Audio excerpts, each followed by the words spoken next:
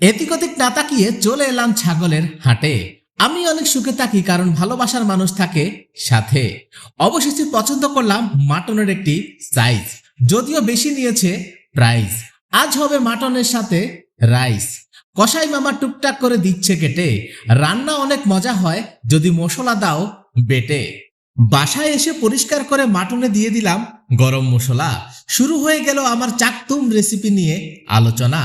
আমি কান দেই না যদি কেউ করে আমার সমালোচনা। দিয়ে দিলাম রসুন পেঁয়াজ কুচি। এইভাবে রান্না করলে বাড়বে আপনার মুখের রুচি। ভুল যেন না হয় দিতে আদা রসুন পেস্ট। এটা না থাকলে রেসিপি হবে না বেস্ট। টক দই মাটনে আনে স্বাদ। আজ মাটন ছাড়া বাকি সব বাদ। হলুদ মরিচ গুঁড়া ও লবণ দিয়ে সাথে পরিমাণ মতো তেল দিয়ে শুরু করলাম মাখা। কই গেল আমার সব সখী সখা। চুলায় বসিয়ে আলু দিয়ে কষানো করলাম শুরু। এই রেসিপি একবার খেলে মানবে না মায় গুরু। সাথে গোটা রসুন দিতে ভুলবেন না ভুল। এটাই হলো এই রেসিপির মূল। কম মশলায় রান্না আমার লাগে ভালো। এই রেসিপি একবার খেলে কালো মুখে দেখা যাবে আলো। পরিমাণ মতো দিলাম পানি। গ্রেভি যখন টান টান হয়ে আসবে লবণ টেস্ট করে সিদ্ধ হয়ে গেলে শেষ হয়ে যাবে এই রেসিপির কাহিনী।